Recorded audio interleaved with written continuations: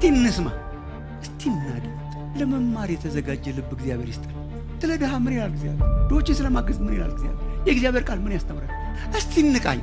አብረውን አገልግለውና ተገልግለው ሲመለሱ ጠረጴዛቸው ላይ መሳይ የሌላቸው ስንት ይኖሩ ይሆን? መንፈስ ቅዱስ የእውነት ኖሮ ይሄንን እንዳናይ መሆን ይቻላል ወይ? እንኳን ሰው መሬት እንኳን ይለማል። 30 60 100 ማፍራት ይችላል። ክርስትና እስካልተገለጠ ድረስ ድራማ ነው ብዬ ነው የማስበው። የመንፈስ ቅዱስ የመኖሩ ምልክትም ሁለት ክንፍ ነው። መንፈስ ቅዱስ የእውነት ሲቀባ፣ መንፈስ ቅዱስ የእውነት ሲገለጥ እነኚህ ሁለት ክንፎች አገልግሎቱን ያበሩታል። ካሪዝማታ እና ኮይነኒያ ባራ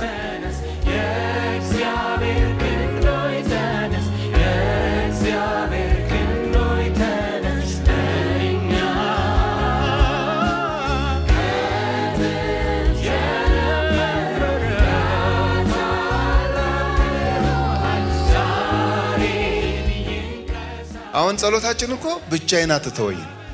አሜን። በልቤ ውስጥ ላስቀመጥከው ሸክም አገልግል ይለኛል፣ አገልግይ ይለኛል ለምንለው ነገር ብቻዬን አልችልም።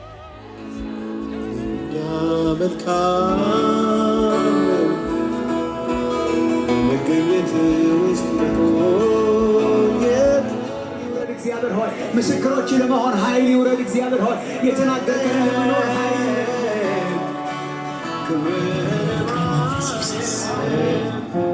የጅረት ይፍሰስ።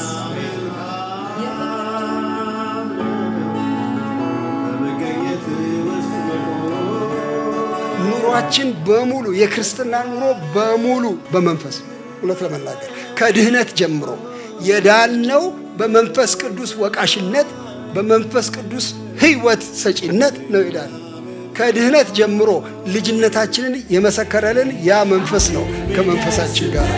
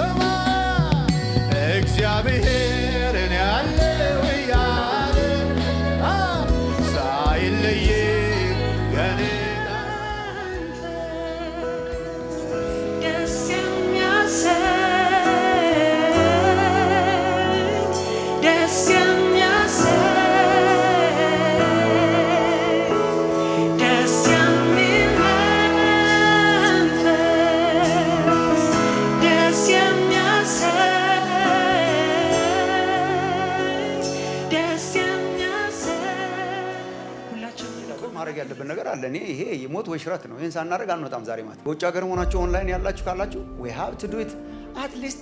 እሺ አዶፕት ማድረግ አልቻለም። አንድ ቤት ለምን አይኖረንም እንደ ቸርች? በቃ ልጆቹ በቤተሰብ ኮንቴክስት የሚያድጉበት ከተቋም የሚወጡበት ካን ኢማጂን አንድ ቤት ቢኖረን እንደ ኢሴል። በእግዚአብሔር ጸጋ ባሳለፍነው ጰራቅሊጦስ 2018 ፕሮግራም እግዚአብሔር ረድቶን ወደ 10 የሚጠጉ ልጆችን የምናሳድግበት ላይት ሃውስ ቤት አግኝተናል። ብዙዎችም ልባቸው ተነክቶ ልብሶችን፣ ጫማዎችንና ጥቂት የቤት ቁሳቁሶችንም ለግሰዋል። ከዚህ በተጨማሪ ለቤቱ የሚሆን 3 ሚሊዮን የሚጠጋ ገንዘብ ተሰብስቧል። ከመጡት የአልባሳት ስጦታዎች ደግሞ የእህቶችና የወጣቶች አገልጋዮች በጋራ በመሆን በአካባቢያችን ያሉ ድሆችን እንደ ቤተ ክርስቲያን ለመጠየቅና ስጦታ ለመስጠት